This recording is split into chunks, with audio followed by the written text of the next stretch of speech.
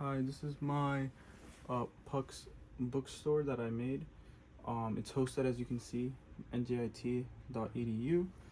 Um, so here I'm going to first try to log into the website using a fake email and a fake password, so basically a fake user. I'm going to try to log in, and as you can see, it's incorrect. It gives me, sorry, the login is incorrect, so it gives me an error. So now I'm going to try again. This time I'm going to use a real user. I'm going to use oscar@books.com, and I'm going to use the password.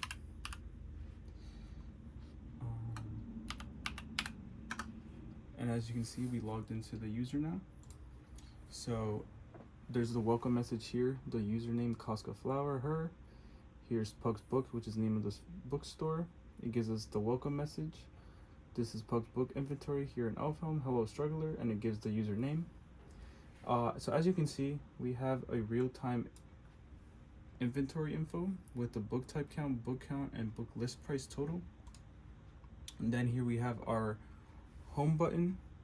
We have our book types. We have our books, and then we have a logout, search for book, and search for book type. So I'm going to show you some of the links and operations that the website does. So first, home is just going to keep us at home. Then if I go to book types and I list the book types, it'll show all the book types that are available. If I go to add new book type, it'll give us the form to fill out for the type of book type. And if I go here where it says books and list books, it'll list all the books that are available. If I want to add a new book, it'll show me to add a new book as well. And log out, obviously I'll log out at the end. So now let's say I have a new book type that I want to add. So I'll just click on add new book type. And then first, each of my book types, as you can see, are listed by 3-digit integers. So let's say I wanted to add a book type with 4-digit integer as their ID. And then I put the code as anything. I put like test. Then I could put the book name as test. And then number I'll put 4. And if I try to submit this book type, you'll see that it gives me an error. Value must be less than or equal to 999, which means that it can't go over 3 digits. So that's an error handling that I added. So if I put the book type ID now to 400, which is valid, and I submit the book type, it does add the book type. So here you can say it says new book type added successfully, the book number, and some of the values for that book. And as you can see here in the real-time inventory, before the book type was 3, now went up to 4 because I just added a new one. So that's the real-time inventory updating. So now if I go to list book types, you'll see that now I have 1, 2, 3, and 4.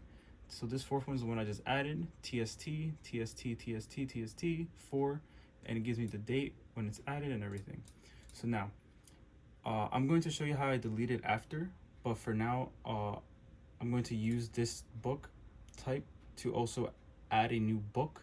So before I do that, I'm going to show you the view selection. So if I go to view book type, it'll show me the information for all the books in this book type. There are no books yet since I just created this book type, but the more I put in, the more it'll get updated.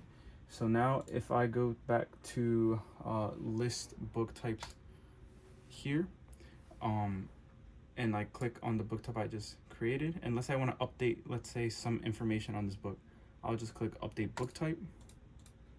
It'll take me to the form to update it. And let's say I want to change the code to, instead of TST, I'll change it to TST all in caps. So I'll update the book type. So it updates, and then I go to list book types, and if you look, it's been updated. So now I go to list books, and I'll scroll all the way down, and let's say I want to view a book. I can view this book ID, its name, its price, and now go back to list book types, and let's say I want to add a new book. So I'm going to use the book type that I just made for this new book. So I'm going to use 4000 for the book ID. I'm going to use for book code, I'm going to use again TST, but with an extra T. the book name, I'll just put test. The book description, I'll just use this one here that I used before. Book author, book genre. So all these are just kind of testing values. The book type, so now I remember I added 400, so I'll add 400 here. And now the price, I'll just put to 30, and then the list price I'll put to 40. So now when I submit this new book type, you'll see that the new book was added successfully. And you see here also on the count that the book count went up by 1, and the price also changed accordingly to the price I added. So if I go back to list books, now you'll see that there's a new book down here, which is the one that I just added. So now let's say I want to delete a book type, or I want to delete the book. So first I'll try to delete the book. So first let me show you how I update the book. So if I go to update, and let's say I wanted to change the name, instead of test, I want to make it test4, and I would just update the book. It'll say book has been updated. I go back to list books, go all the way down, and as you can see, the name right here has changed to test4, so it shows that it did get updated. So now if I go to list book types, and then go to list books, you'll see both the new ones I added. So if I want to delete this book, I'll just click delete. Are you sure want to remove this book? And I'll put okay. So now it shows me that the book has been deleted. I go back to list books, and as you can see, the book is gone now. So it has deleted the book that I had just added. Now I go back to list book types. Unless I want to delete this book type as well, I go to delete book, okay. And now that book type has been removed. I go back to list book types, and as you can see, it's gone as well.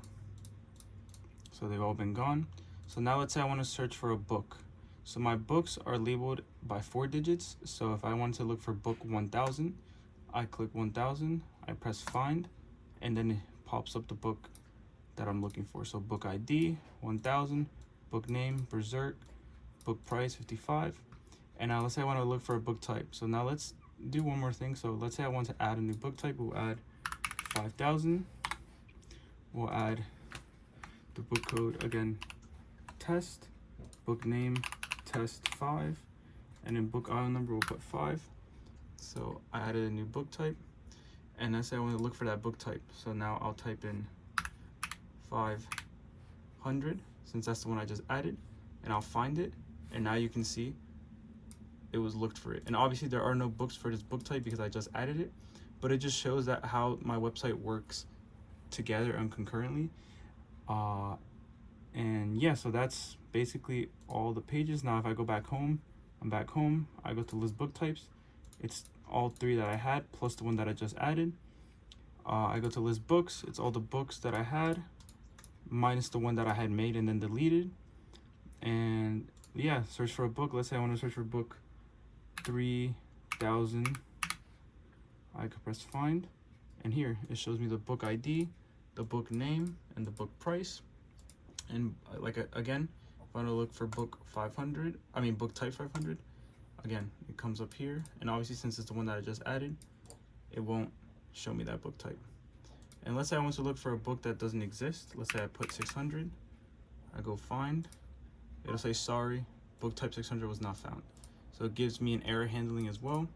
And same thing for book. Let's say I search for book 5000, which I think that actually exists now because I just made it. So if I 6000, go to find, and then it gives me another error. Sorry, book not found, because that's my error handling for the website. And the book type counts are always updated here. Book count updated as well, and price as well. And now finally I'll log out, and it logs me out of my website. And that's it. My name is James Cardenas, and this was my web development page for books using PHP, HTML, CSS, JavaScript, and MySQL as well. Thank you.